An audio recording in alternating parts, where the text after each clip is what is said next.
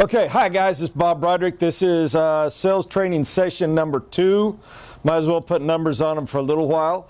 We're going to be slightly more organized than last time. I at least took some couple hours on Monday and wrote notes on what I wanted to follow. Then I got busy and I never finished them. Not to mention, I don't know how well I'm going to teach off of notes, because at one level, if you're going to write it, it becomes an article. You might as well just print it. But I'm going to do my best. Hopefully this will follow a little bit more organized, and I will try to track with it. I'm going to focus today mostly on You Build It. There will be a little bit of just generic sales in here, but I'm really going to try to focus on You Build It. When I was writing this, it was Monday, so church was on my mind from the day before, so I have some fun little things that I enjoyed. If I don't handle it well with some of the examples, okay.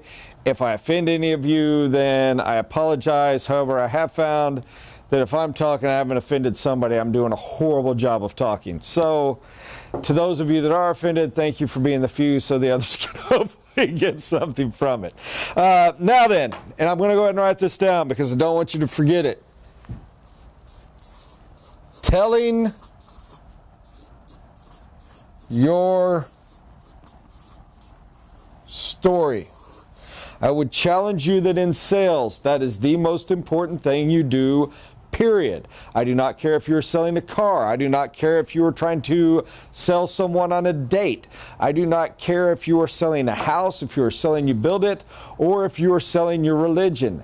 All you can really do is tell your story. There are a lot of sales gimmicks. There's a lot of things to follow. There's a lot of reading people. There's all the body language and all that, which we will get to in the future. But the purest, the basest is tell your story. And here is a truth, and most of y'all in here already know this. The extent to which you believe your story is more important than anything else.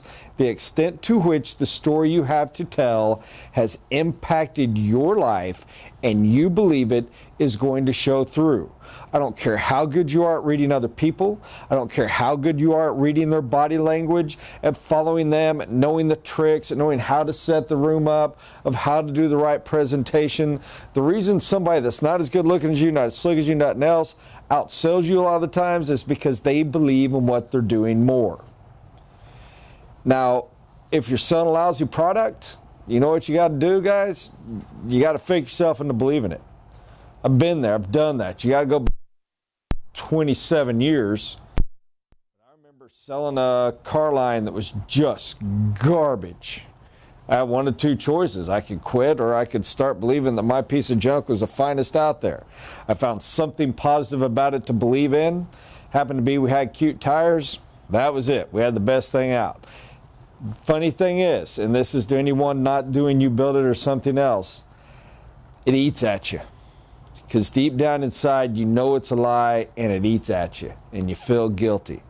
If you're too high a price on what you're selling, and you know you are, it eats at you. Side note, don't want to run down that rabbit hole too far, but know your story and believe in it. I say this from the bottom of my heart. My favorite thing about You Build It, the reason I think it is easy to sell. How do you not believe in this product? If you have been in construction at all, you know it's a better product.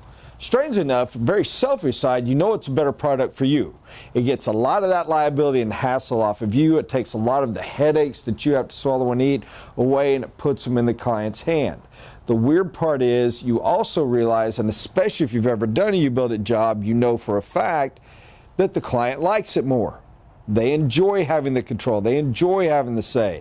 Somebody to guide and educate, as Rick likes to say, changing the roles so you're on the same side of the table is a huge plus. It is a phenomenal product. How do you not get the notes back and the appraisals back, see the equity and everything else, and not believe in what you're doing and selling? All of that goes, but you have to believe in what you've got to do. Now, all that was said to get back to the original point. Original point is tell your story. The more you tell your story, the more chances you have of selling a product. Tell it to anyone. Tell it to everyone. The perfect setting is getting people in, doing a presentation, telling it in a very controlled and formal atmosphere. I don't care if it's in the grocery store. Tell your story. That's why we run around with this printed on our shirts. It's why we drive a U-built vehicle. It's why we have all that stuff. It's why we put signs in the yard.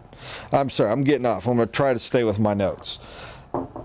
Purpose of being a salesman is to tell your story. Too often we make it difficult and complex. Honestly, I'm the world's worst at that. I'm extremely guilty of thinking too highly of myself, and there's some big skill or talent or whatever in there, and yada yada. You know, I like to act like it's brain surgery. Honestly, it's not. It's just a matter of being honest and telling your story. On the core, that is base, complete, and what it's about. All right. I'm going to jump on the side here because I want to make a point. The most successful and longest running, longest tenured sales force in the world. And I mean the most successful. Relatively unskilled, untrained, has been passed from generation to generation. We're not talking life insurance, so that is all. We're not talking farming. We're not even talking something funny and cute like prostitution. Jesus freaks. Dead serious, guys. Use an old 60s term. Jesus freaks. Christians are the longest running sales force in the world. No one is better. You can easily, boy, holy cow, I get lost. We could write a book on this. Point I want to imply is Jesus didn't train the sales staff well because he absolutely did. They were trained well. I say that because when I was writing this in my mind, I'm thinking about a fact.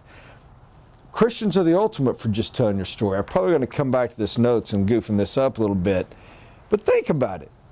Think about how Christianity spread. We take some poor guy willing to leave his life, his family, and sacrifice to go wander to meet strangers and tell them his story.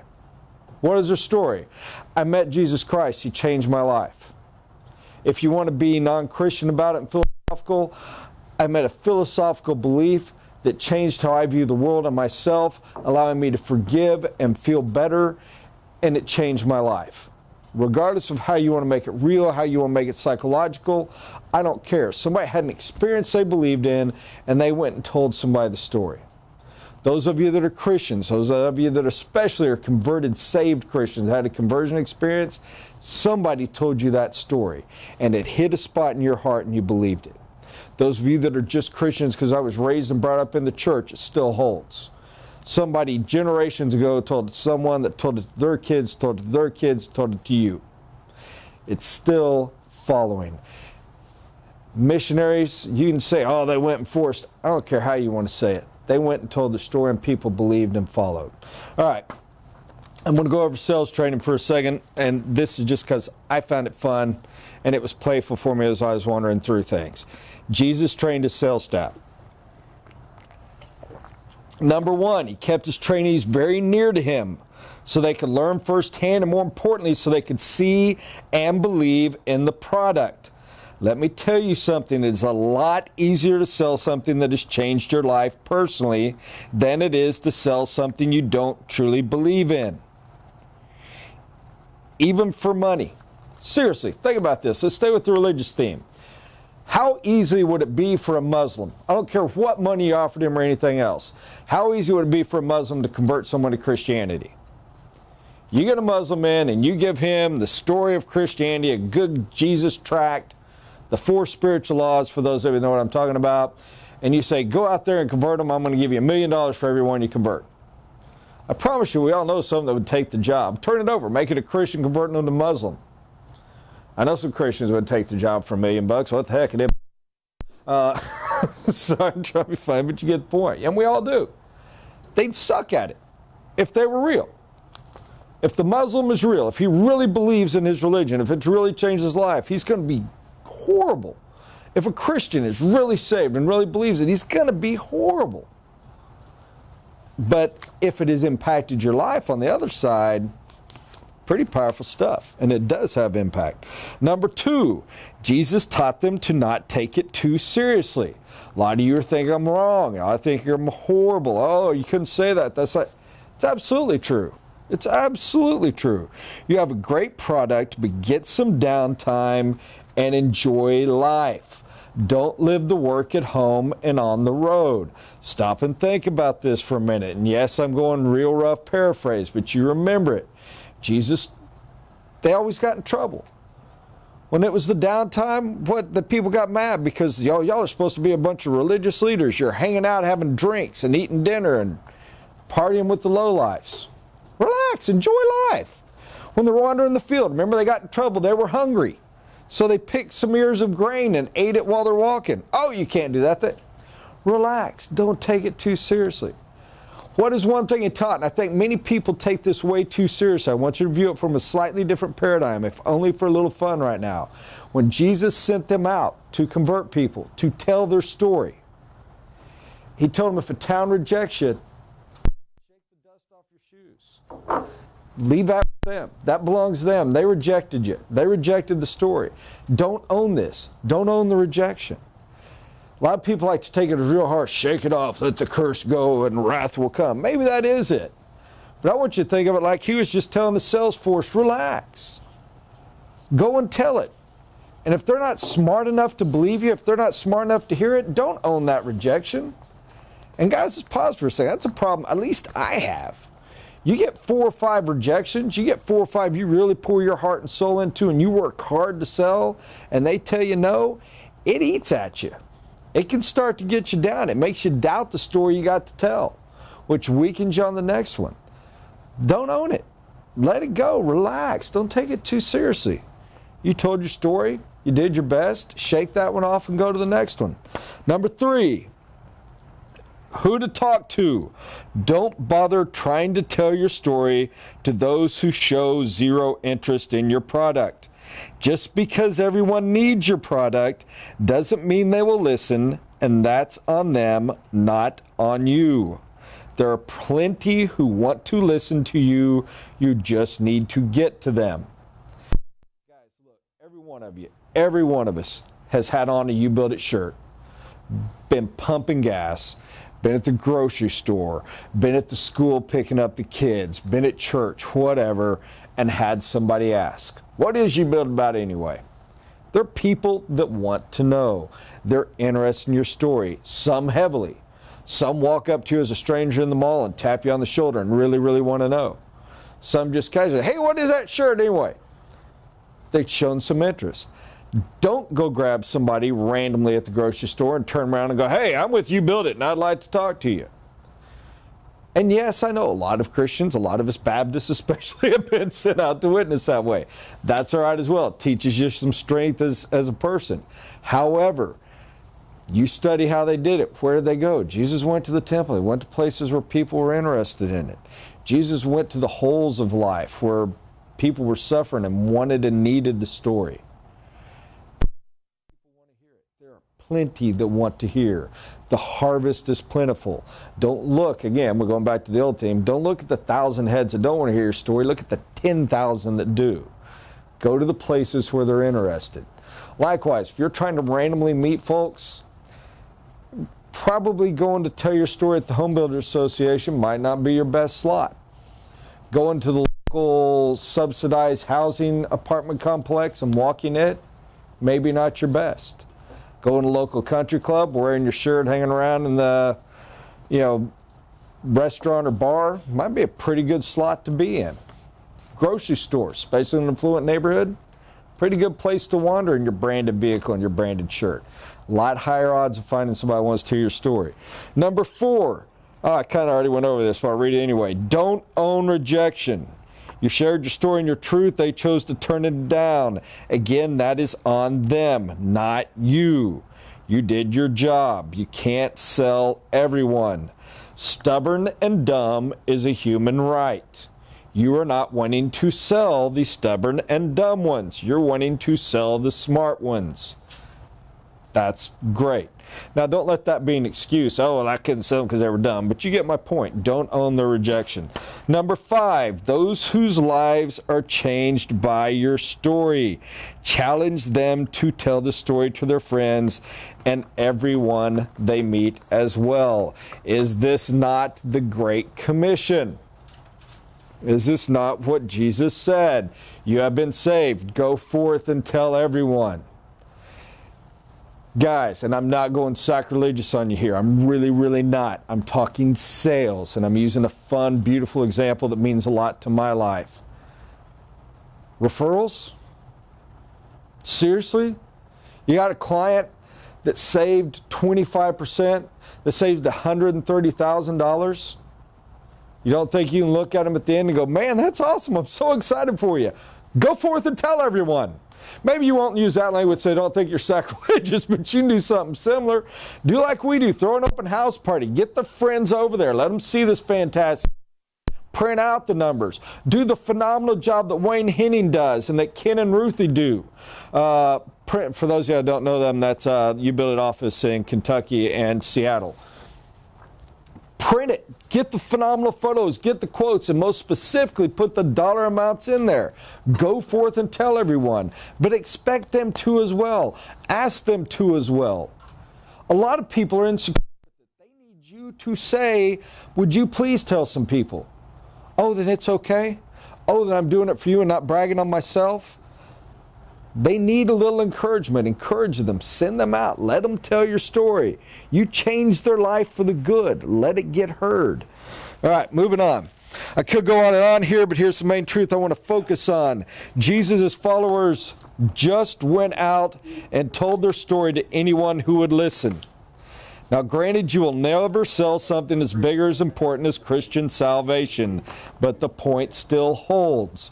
If you want to sell your product, you must tell your story. The more formal the setting, the better. Sticking with our example, it's easier to get a convert at a salvation rally such as a Billy Graham convention than it is walking the streets. A 10-second discussion at the grocery store is tough to convert somebody to Christianity. Getting your friend into the church on the preacher's good day is a little bit easier. Likewise, side note, before I go there too far, I'm going to stick a little bit with the religious theme here for fun. Remember Paul's statement about Paul planted, Philemon watered, God caused the growth. Again, I don't want to get anywhere where somebody thinks I'm being sacrilegious. It's the same thing. Plant your seed. Anyone that listens to your story, tell them. Anyone that will take a business card, give it to them. Anyone you can give a DVD to, put it in their hand. Anyone that you can put a brochure into their hand, do so. You don't know where you're going to plant the seed. You don't know where you're going to water. You don't know where the growth is going to come. You don't know what seed got stuck to a bird's foot and dropped somewhere else. How do you think fish wind up in ponds that were freshly built and not stocked? You never know where it's going to grow. Plant, plant, plant. That said, it is much better to have them in a controlled environment. In our case, that's trying to get people in here to do so, to do a proper presentation. All right, I'd like to stay on this longer, but let's shift for a moment. How to tell your story in sales. Number one, guerrilla marketing. All right, we have different forms of marketing. Guerrilla marketing is very important. I will stop for just a moment on a little side note, speaking to those of y'all out there. If you're hurting for money and you don't have a lot of cash and you've got to do some marketing because you got to get going a little bit, this is really your only option. If you don't have $5,000 to commit, especially if you don't have $5,000 to commit for 6 or 7, this is probably all you've got that you can do. So do it, and let's do our best. Christian example again, when I was young and aggressively looking to expand the kingdom. This is the fun days, and I mean this seriously. I love these days. Back at Baylor and after, we used to go and buy what they called tracts. I'd go buy the cheapest Bibles I could find, and I would buy those 4 spiritual laws and other tracts by the thousands, and I would leave them anywhere. I would leave them on people's kitchen tables. If I could get into a prison to talk, look out. I would hide these in my socks. Any way I could get them in there. I would find a reason to go to the prison bathroom, and I'd leave one on every stall. I would leave the Bibles in every chair. I would slide them up under tables. Anywhere you could leave it. Just give guys a chance. And yeah, we did hear from people whose lives were saved because of that. It was very cool. I would take them over and I would leave them in classrooms. I would leave them at restaurants. If I left a tip, it would be part of the tip after the meal. Anywhere I could. That is guerrilla marketing, guys. Do the same thing. You go to a restaurant, you're going to tip 15%. You know what? How cheap is it to go ahead and be the big tipper and tip 20? and then leave one of your cards. Better if you got one of your DVDs, leave your DVD. That person's going to think well of you because you were nice to them and were very generous to them. They may throw it away. Yeah, so what? It was $1. They may give it to the chef. They may take it home. They might watch it and then tell their friend's mom about it, who they heard talking about remodeling their home. You don't know where that seed's going to land, but leave them around like that. If you go to, I don't know, man, anywhere. You go to a sporting event. You go to a professional basketball game. Leave a couple cards randomly. Leave a couple DVDs. You don't know where they're going to end. Get out there and drop stuff off. That is part of guerrilla marketing. Most important thing about this is you want to get your name out there any way you can. Anywhere you can for absolutely the lowest cost possible. Cards, brochures, especially DVDs left randomly, have a ton of value. Limited, but value nonetheless. Branded. A branded shirt with a company logo. Hats, giving them out to your friends. Dadgummit, absolutely a branded vehicle. These things encourage the interested people to approach you in what is to them a safe location.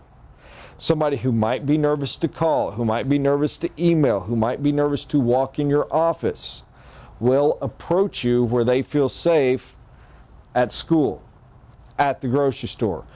Good golly, how many times do we get hit up at a gas station pumping gas? I mean, seriously.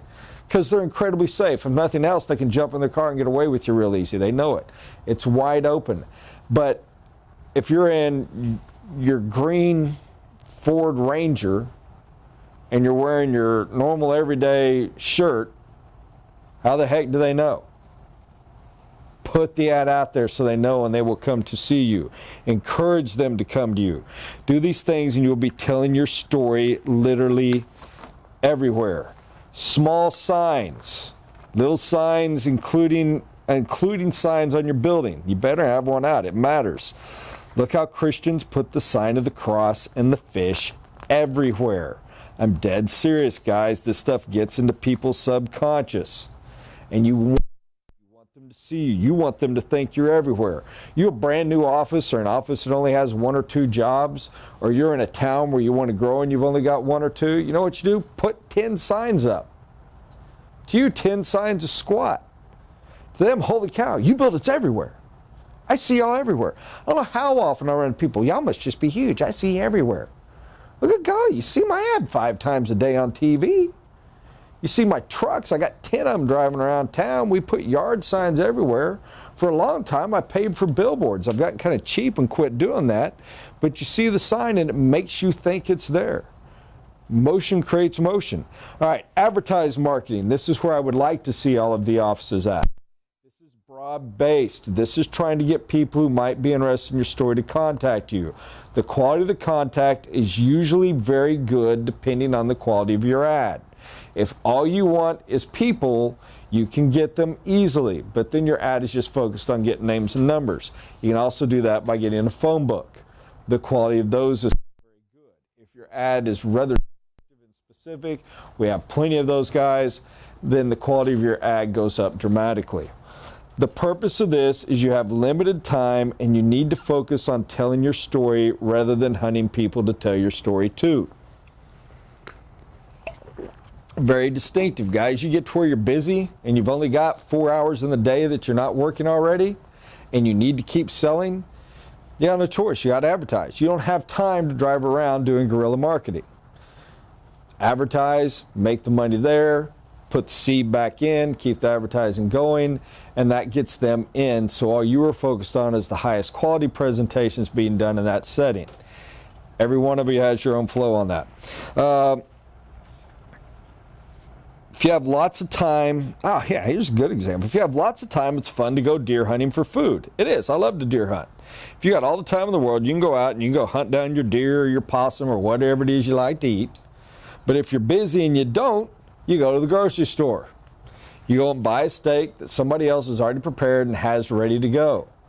Now, it may not be as much fun, or it may, but it is directly relevant to the amount of time you have. Okay, enough on that.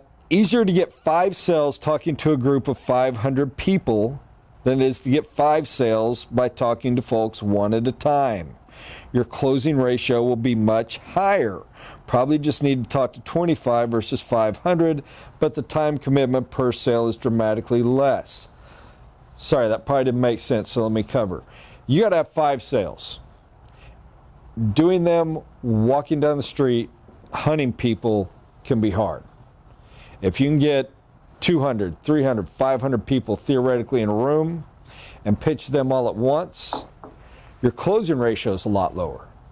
You might have had to talk to 50 people one at a time to get 5 sales, but that would have taken a ton of time.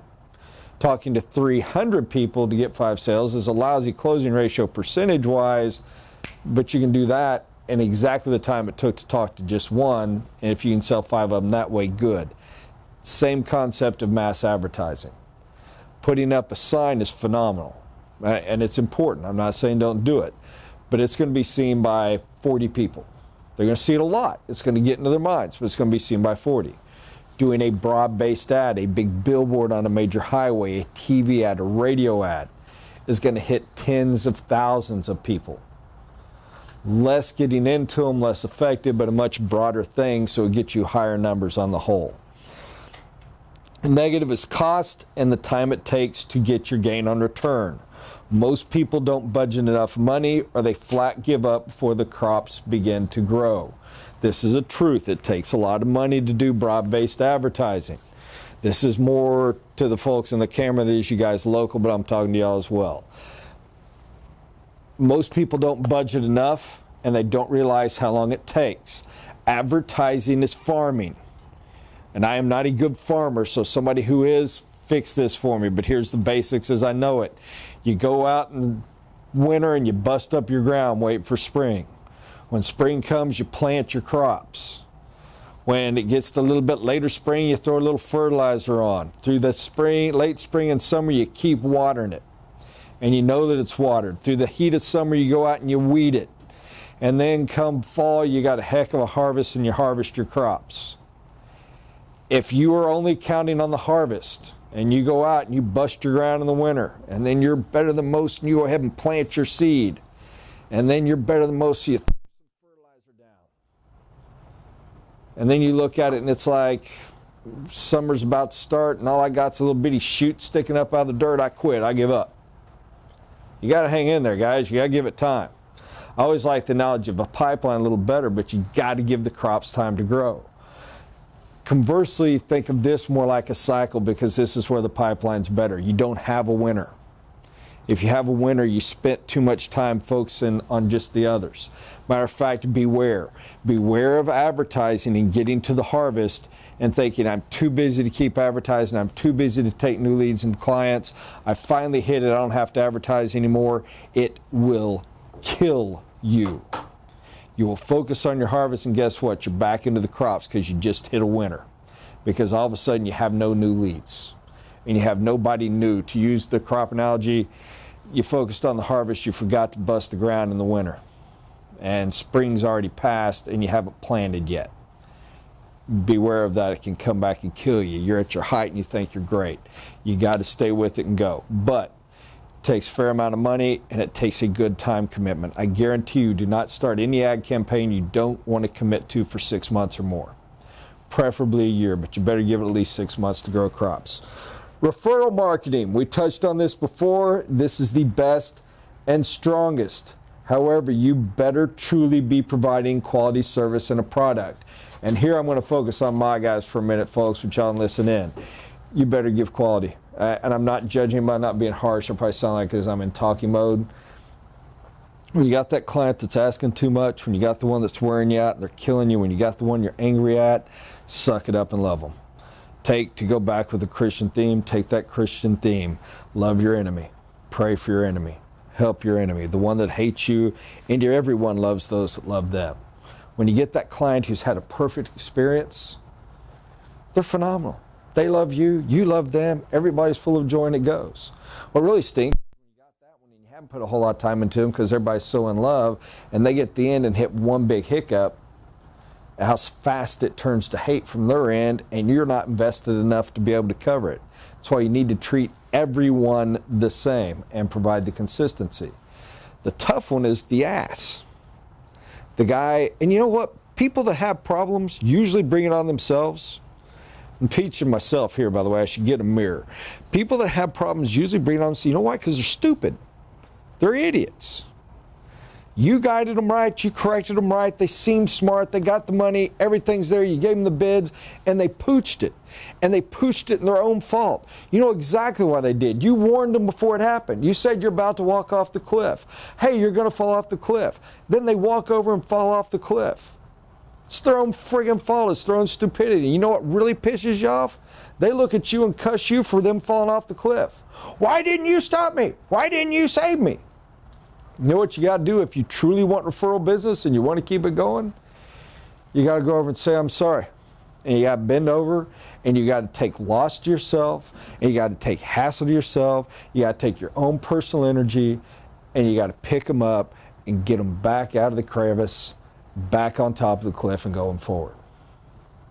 That is exceptional service. That is exceptional quality. The funny thing is, if you can bring yourself to do that, and this coming from a guy who rarely does, because I get real prideful and real ego filled, if you can bring yourself to do that, at the end product, that person will send you more clients than this one. Because they'll never admit it. They'll never admit it because they're stupid. But they know.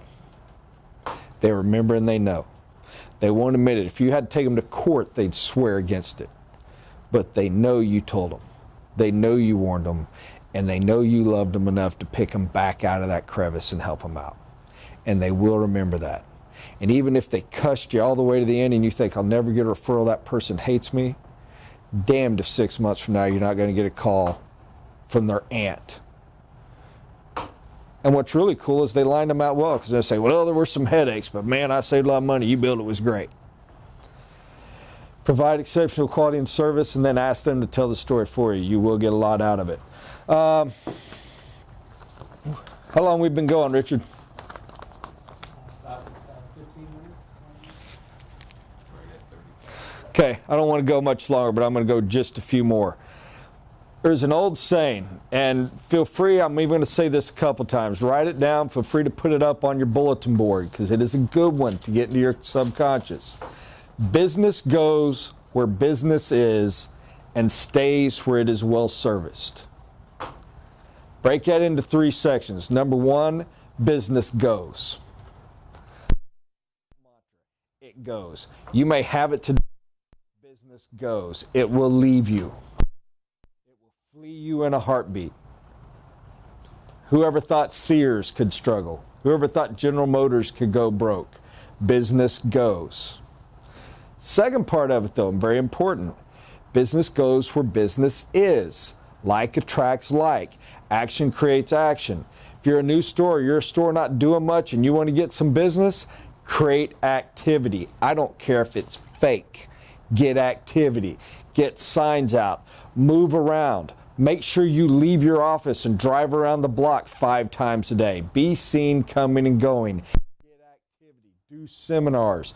Call your Get your Sunday school class to come over and do get your poker buddies over and play.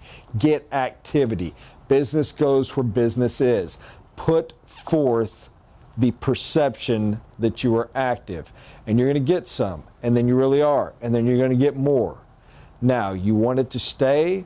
It goes back to what I talked about a minute ago. Stays where it is well serviced. You get business and you get active and you start growing and you serve those clients, your biggest problem is going to be how do you handle it all? Your biggest problem is going to be how fast can you train people and get them going, because you're going to have more business coming in the door than you can handle. It is a truth. If you continue to serve them well, you're Ford Motor Company. You'll have ups and downs based on the quality of the people you have hired, but you will continue to fly and fly well. Ton more to go over. I think I covered way too much territory today. The main thing I want to focus on is, guys, remember, tell your story. Anyone and everyone. I will even pause this, and I've already gone over this with you guys this week a little bit. The most important sale we make is getting people in here for presentation.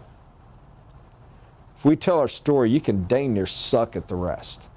Now, you want to have 50% better closing ratio, follow up. We'll go over that next week. But getting them in here for a presentation is everything. I challenge y'all out there.